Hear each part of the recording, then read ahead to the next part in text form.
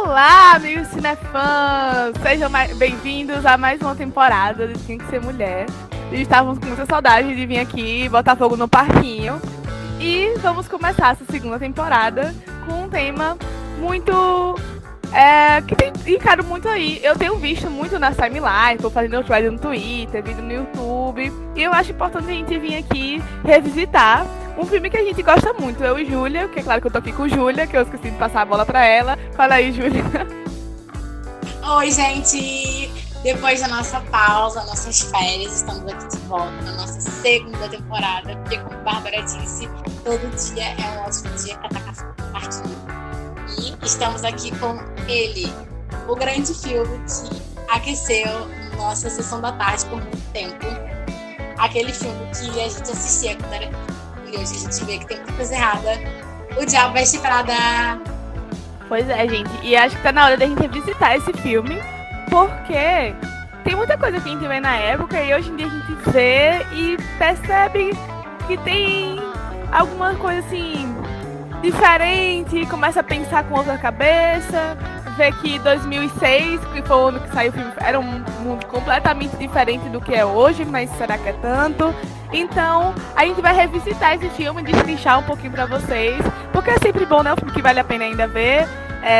Então, vou falar, Júlia, dê aí um pouco da sinopse do filme. Fala aí um pouco. Gente, então, pra gente explicar primeiro, né, o que está de errado, a gente tem que falar o que é. Pra quem mora no buraco, nunca viu. Bom, o Diabo Veste Prada conta a história de uma menina, que é a Andy, a protagonista, interpretada pela Anne Hathaway, perfeita. E ela é uma jornalista que tá procurando emprego. Mas ela é uma jornalista, assim, que paga de séria, que quer escrever sobre coisas que querem, blá, blá, blá.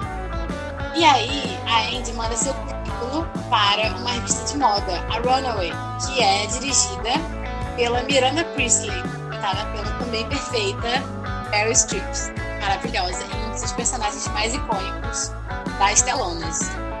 E a Andy chega lá, bem crua, sobre moda, não entende muito nada, e a Miranda aceita ela, viu, faz a entrevista e aceita ela para virar sua... Ela não é nem jornalista, na verdade, nesse momento, ela é meio que uma assistente pessoal. E ela contracena com a Emily Blunt, que agora para o nome da personagem. Você lembra o nome da personagem? É Emily. Emily? A Emily é a Emily, é isso. A Emily, que é interpretada pela também Emily Blunt, né, que também foi um personagem marcante para ela. E a partir daí, a Miranda Priestly, ela se mostra uma chefe muito rígida. E ela é representada como uma pessoa muito cruel, de funcionário, não gosta de nenhum tipo de ponto fora do lugar. Ela é muito certinha, muito perfeccionista. É workaholic, ela gosta muito de trabalhar e ela traz isso também para a vida das funcionárias, né? Principalmente a Andy, que é a personagem que a gente acompanha. E a Andy, ela começa a entrar nesse mundo da moda, ela começa a descobrir o que é o mundo da moda. E ela começa a se interessar pelo mundo da moda, se vestir mais de acordo com o que está nas tendências. Então ela começa a adentrar nisso a partir do que a Miranda apresenta para ela. Claro que a Miranda começa a explorar bastante. Ela trabalha vários dias corridos, ela trabalha fim de semana, ela trabalha por muitas horas, faz muita hora extra. E ela segue sempre nesse momento tentando aprender um pouco mais. E ela vai deixando um pouco de lado a vida dela pessoal. Ela tinha um namorado, um date, que é interpretado pelo Adrian Grenier. Não é um ator muito famoso, mas ela tá junto com ele e ela passa menos tempo com ele, menos tempo com os amigos. Ela tá muito dedicada a ter uma ascensão na carreira dela. E ao longo da história, enfim, né, a gente vai tendo um desenrolar de como que é essa nova transição, essa nova fase da vida dela, e também mostrar como é que é a relação dela com a chefe, a Miranda Priestly. A gente também vê um pouquinho como que é a vida da Miranda por trás das máscaras que ela carrega na vida profissional, né? Dá uma pincelada na vida pessoal dela, mas no final do filme a gente tem a sensação de que ela é de fato a vilã, né? Ela é de fato o diabo que veste Prada, que é de onde vem o nome do do filme, que é inspirado no livro. Então, a partir daí, a gente tem toda essa dificuldade de entender como que é, na verdade, o ponto de vista. Porque a gente tem o ponto de vista da Andy, mas, ao mesmo tempo, a gente também vê a história da Miranda e vê o ponto de vista do Nate. E a gente gira nesse mundo, né? Esse é um filme de 2006, que é um filme bem antigo já tem 15 anos. E dá pra ver até pelo estilo do filme, né? Filme antigo, bem anos 2000. E é engraçado, né? E vai ser importante para nossa discussão também pontuar que é um filme dirigido por um homem, que é o David Frankel, que também é o diretor de Marley e Eu, um pouquinho depois de Albert Prada, também bem conhecido. E é um homem dirigindo um filme que fala sobre a relação de mulheres entre si, mulheres com o mercado de trabalho, mulheres com seus relacionamentos. Então, eu acho que esse é o ponto principal, né? E a mensagem que fica pra gente, quando a gente assiste, é bem clara. A Miranda Priestly, ela é a vilã da história. E no final tem uma romantizada, spoiler de leve, tem uma romantizada de como funciona esse meio, como é que funciona essa relação da Andy. E fica a mensagem pra todo mundo que a Miranda é, de fato, a vilã da história. Foi ela que corrompeu a Andy, ela que sugou a Andy, entre aspas. Mas será que ela realmente foi a vilã da história? Fica aí o questionamento. Pois é. Então, esse é a grande questionamento que fez a gente trazer esse podcast. Que eu tenho visto, assim, eu acho que devia ter dado um thread no Twitter mostrando por que a Miranda Priestly é um personagem tão marcante, tão icônica. Porque, assim, esse filme, como o Júlio falou, é do David Frankel. Ele é um diretor, basicamente, de filmes, assim, pra família, leve. O Dia Prado não é um filme pesado de drama. Mas é um filme que é sobre muito mais do que a gente realmente vê, né? Pra mim, hoje em dia, olhando esse filme, é sobre a vilanização da mulher de carreira. Porque o que é a Miranda Priestly? A Miranda Priestly é o mindset da perfeccionista. Ela sabe exatamente o que ela quer e como ela quer. E no filme, logo quando o filme abre, depois da introdução da Anne e tal, antes da Meryl Streep aparecer, tem toda uma sequência dela chegando no trabalho. Não mostra o rosto dela, só mostra ela chegando no trabalho e o caos que se instaura no ambiente para ficar tudo perfeito para a chegada dela. E isso é muito, muito interessante o diretor ter essa escolha, assim, de mostrar como o ambiente de trabalho muda esperando a chegada dela. Antes da personagem aparecer, já tá todo mundo se preparando para a chegada dela. E isso é muito, muito forte. Eu acho sempre uma cena sensacional, que mostra, assim, que ela não tem tolerância para incompetência. Ela tá no lugar que... Mostra assim, ela tá no lugar que ela tá porque ela não aceita menos do que o perfeito. Isso é um problema muito grande para a mulher na sociedade também, porque para a mulher de sucesso, de carreira, normalmente tem isso, da perfeição, de não poder errar, de ter totalmente aquela vida voltada para a carreira.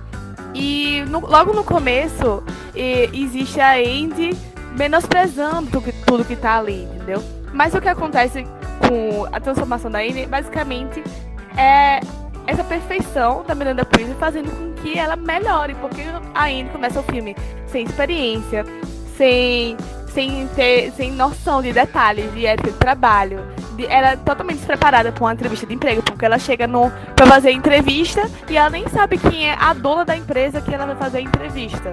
Então, isso tudo já mostra, assim, o impacto positivo que a Miranda tem pra Andy. Isso é bem mostrado na personagem do Stanley Tucci, que eu esqueci o nome do personagem, mas é aquele que vira o melhor amigo dela na empresa, quando ela tem o primeiro... quando ele ajuda ela a se transformar, porque ela começa a chorar, falando, ela tá me deixando, me botando pra baixo, ela não tá me apreciando. Aí ele fala, ela só está fazendo o trabalho dela, você não tá nem se esforçando, você não sabe nem onde você tá trabalhando, não sabe a chance que você tá tendo. Nigel, desculpa. O Nigel, isso, eu tinha esquecido. Falei tudo, maravilhoso. Então, então isso é muito, muito importante, entendeu? A Miranda, ela provoca essa mudança nas pessoas, essa vontade das pessoas se excederem, se melhorarem. E é interessante também o contraste que, assim, isso é mérito do diretor, mas também é muito mérito da Meryl Streep, porque ela é sensacional. Que enquanto todos os funcionários da empresa normalmente aparecem em desespero, em caos, correndo, tentando manter tudo perfeito pra Miranda, ela nunca parece fora de controle. Ela tá sempre em controle. Ela tá sempre calma. Ela nunca eleva sua voz. E isso é um traço importante da construção do personagem que a Meryl Streep trouxe lá do Clint Eastwood.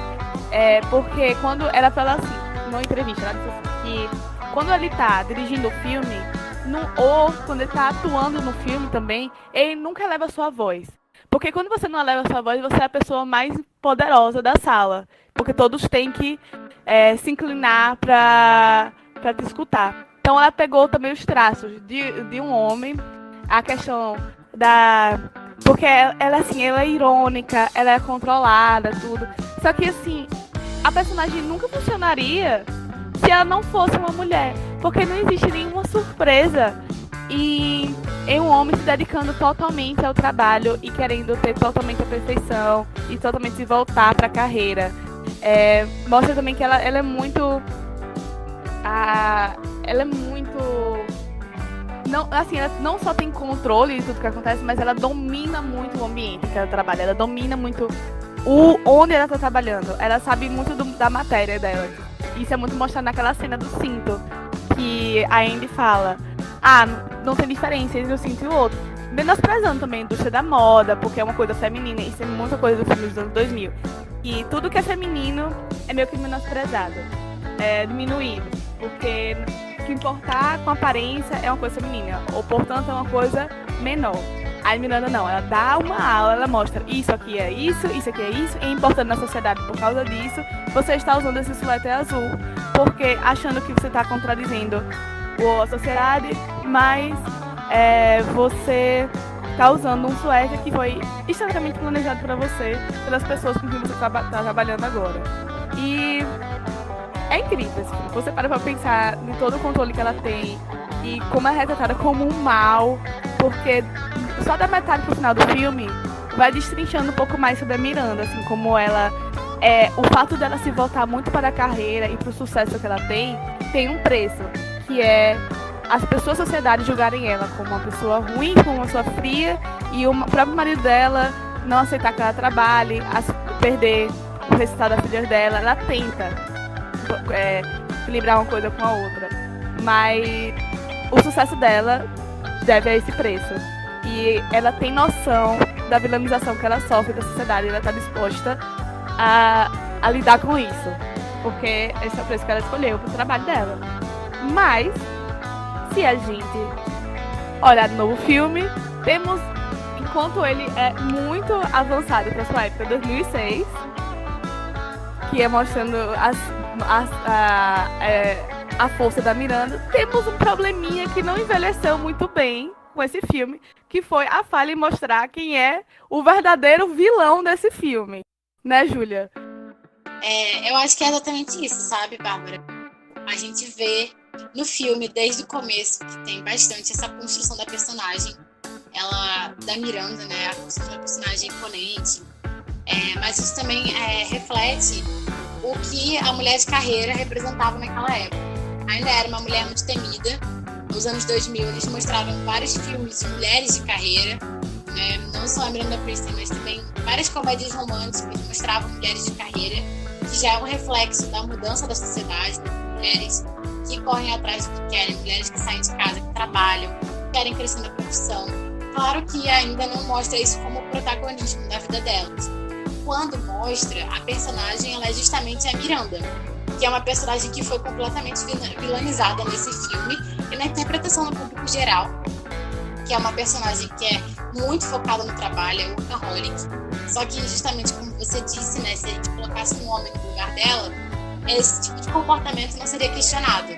Ele não seria tipo, ele tá colocando a família dele de lado, ele tá deixando de lado várias coisas da vida pessoal para poder trabalhar. Isso nunca é questionado quando é um homem que está no protagonismo. Quando é uma mulher, tem todo esse questionamento que ele é apresentado. Que aí a Andy, ela acaba se tornando, entre aspas, um protótipo de Miranda. Ela começa a correr atrás de trabalho, ela começa a perceber que aquilo ali é uma coisa que ela tem interesse em fazer, ela começa a estudar, ela começa a entender aprender, ela começa a querer participar cada vez mais daquele mundo. E não tem nada de errado nisso. Hoje, né, como a gente vê, assim, eu, Bárbara, todas as mulheres ao meu redor, praticamente, são mulheres que querem correr atrás dos seus sonhos, mulheres que estão correndo atrás, estudando, pesquisando, tentando conseguir um emprego de sonhos. E não tem nada de errado nisso. De lá pra cá, isso só cresceu, de fato. Claro que o filme, ele tem alguns erros que são erros que ainda persistem, né? Por exemplo, por ser um filme que trata da indústria da moda, tem críticas à indústria da moda que a gente pode ver hoje, né? Muitos comentários gordofóbicos, atitudes gordofóbicas das próprias personagens do filme, não só as modelos, é outra história, mas a Emily, né, interpretada pela Emily Blunt, tem um momento em que ela disse que estava fazendo uma dieta, num evento, ela estava fazendo uma dieta, ela só comia um pedacinho de queijo por dia, para não querer engordar.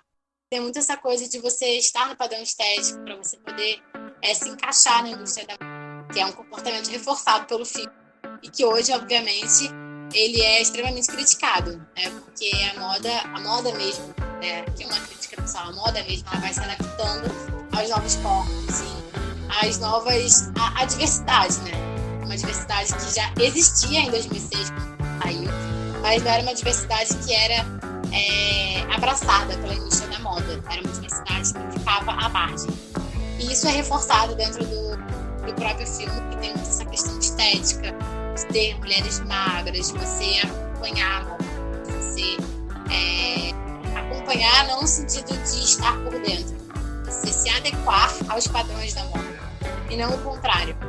É uma crítica que a gente faz hoje, que tem como ver, mas de fato, né, o vilão da história realmente é outro.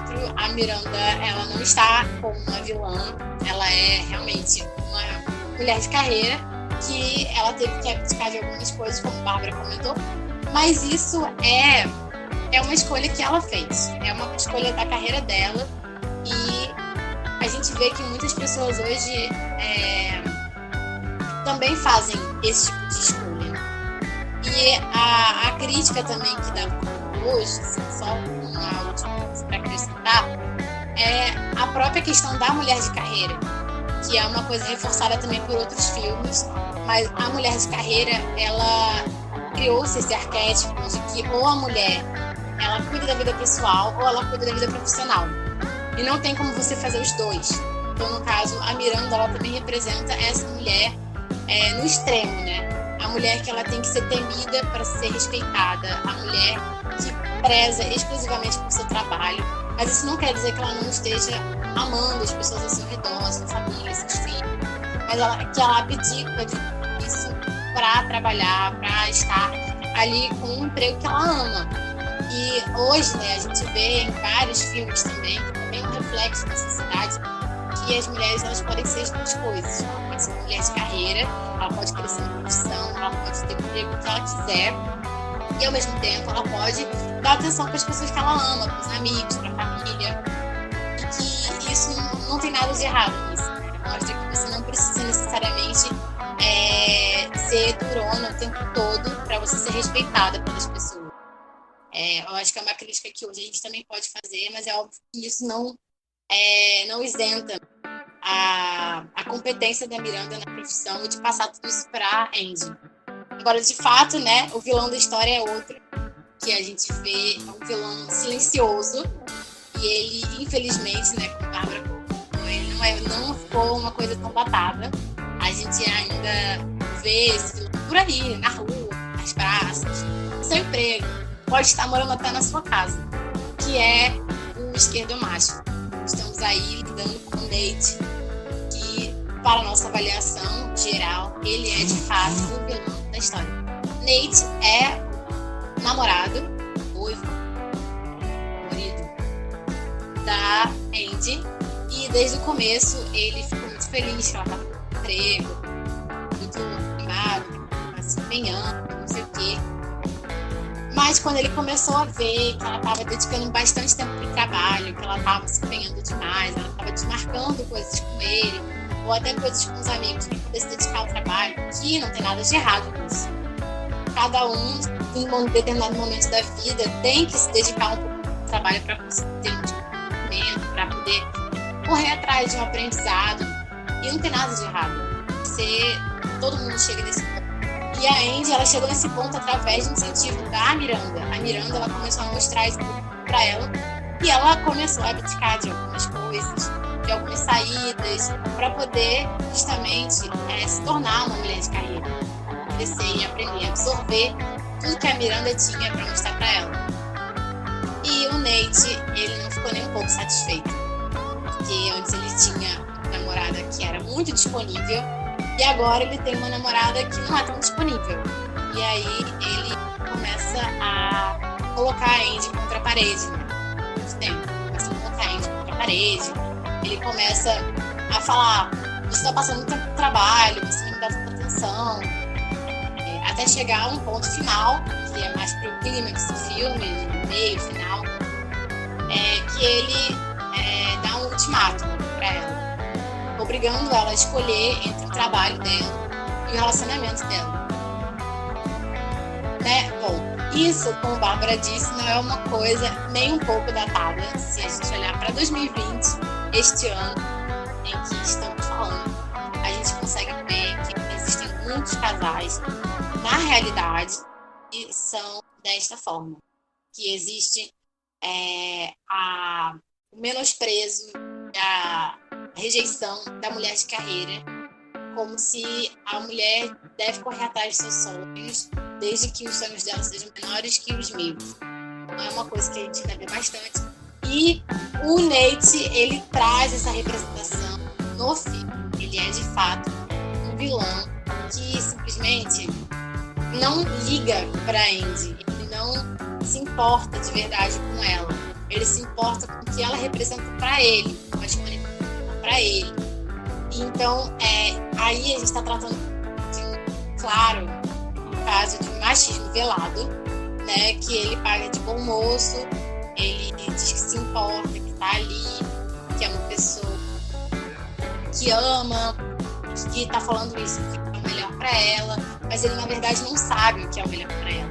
Quer que ela acredite que o melhor pra ela é trocar o emprego dela, que é um emprego que tá dando dinheiro, que tá dando oportunidade, que tá dando, enfim, oportunidade de crescer na carreira, que é o objetivo da Andy, trocar tudo isso que ela conquistou através de muito suor para ficar com ele, pegar um emprego que seja mais tranquila, que não seja necessariamente o que ela está interessada.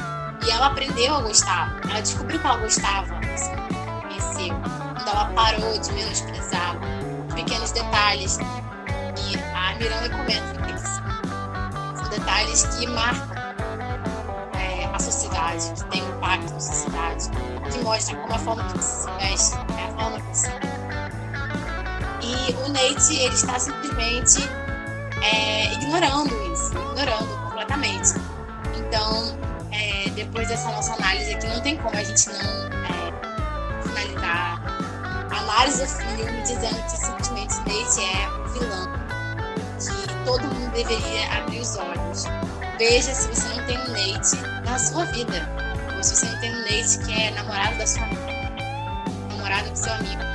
Fique esperto, porque o filme pode ser de 2006, os Nates ainda existem. Chega um ponto. Desculpa, Ju.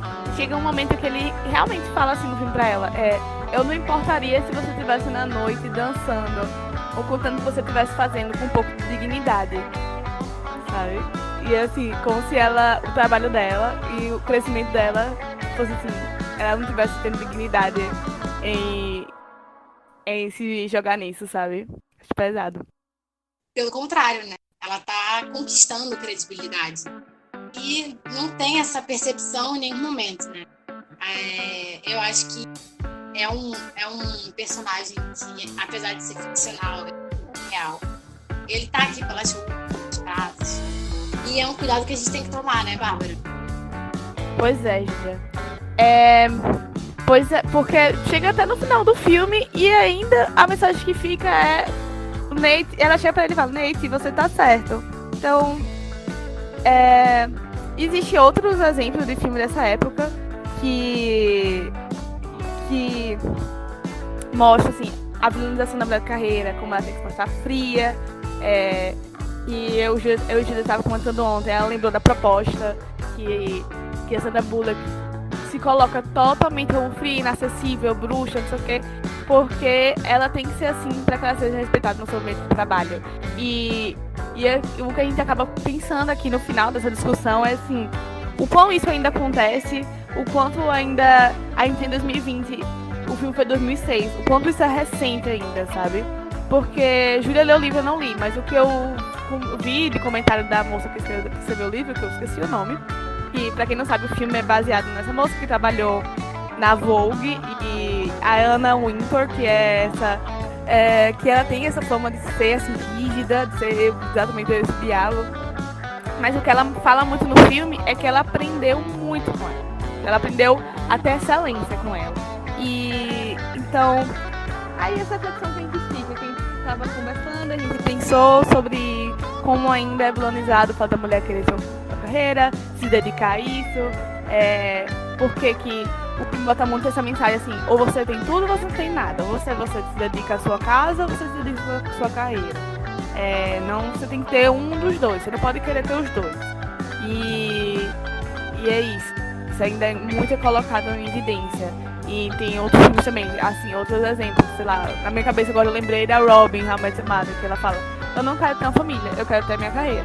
E aí sempre é uma coisa ou outra, você não pode ter os dois. Pra homens não, pra homem é sempre meio que implícito que você vai ser tudo. Você vai se casar, você vai ter os filhos, você vai ter a sua carreira. Ninguém vai questionar isso. Pra mulher não. Ou você se dedica à sua carreira, ou você tem sua família. Você não pode ter os dois, sabe? Então é essa flexão que a gente fica. E isso tem mudado nos filmes atualmente. A gente deu exemplo do começo dos anos 2000, assim, ainda tem que se mostrar dessa maneira. Essa reflexão que fica, né? E agora, a partir de 10, a gente começou a ver que tá tendo um turning point nesse sentido, que as pessoas estão começando a perceber realmente esse tipo de representação não representa mais as mulheres que existem no mercado de trabalho. Como Bárbara disse, né, não tem mais essa dicotomia, né? Ou você trabalha ou você cuida da casa. Você não tem que escolher. Você pode ser os dois. Você pode ser o que você quiser. Você pode querer trabalhar demais, mas também ter uma vida social. Você não precisa necessariamente querer casar, mas também você não precisa se matar pelo trabalho. A Robin, How I Met Your Mother. E tem bastante esse arquétipo.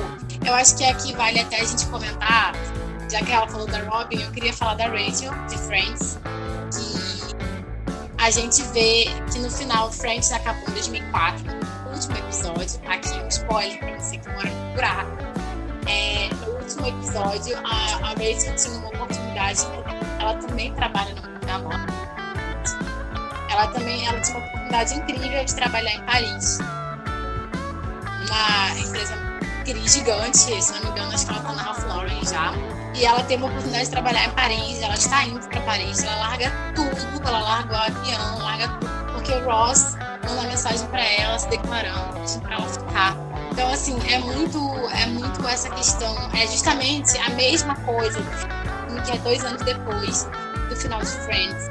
E a gente vê que é a mesma situação, em que a mulher, ela fica nessa divisão de escolher uma vida de trabalho, seguir a sua carreira, se cuidar e ficar com uma pessoa que ela ama, ficar com o namorado, com o marido, seguir o coração, sendo que não necessariamente seguir o coração é seguir o você ama.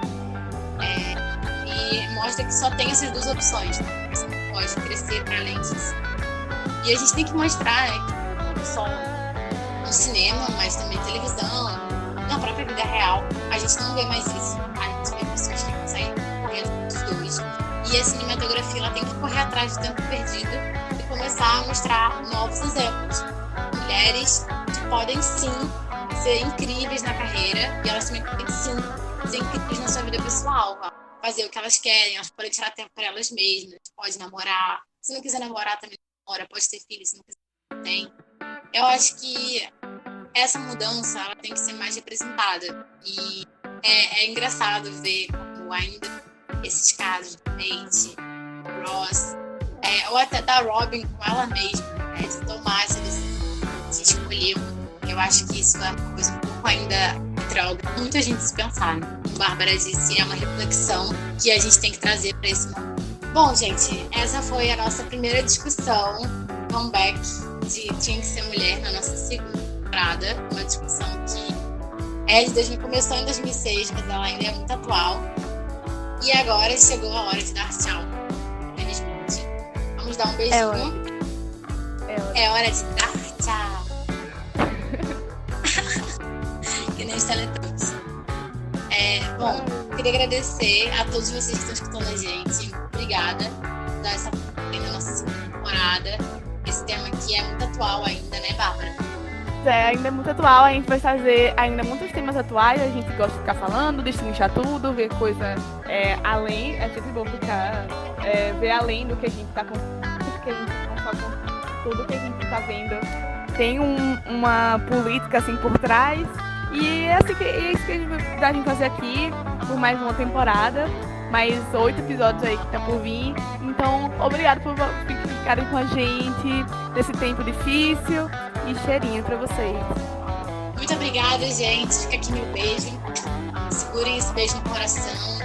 E se ainda estiver rolando quarentena, não deixem de sair. Não deixem de ficar nas suas casas. Né? Não deixem de sair. Não deixem de ficar nas suas casas. É muito importante, tá bom? O coronavírus agradece. Beijo. Cheiro.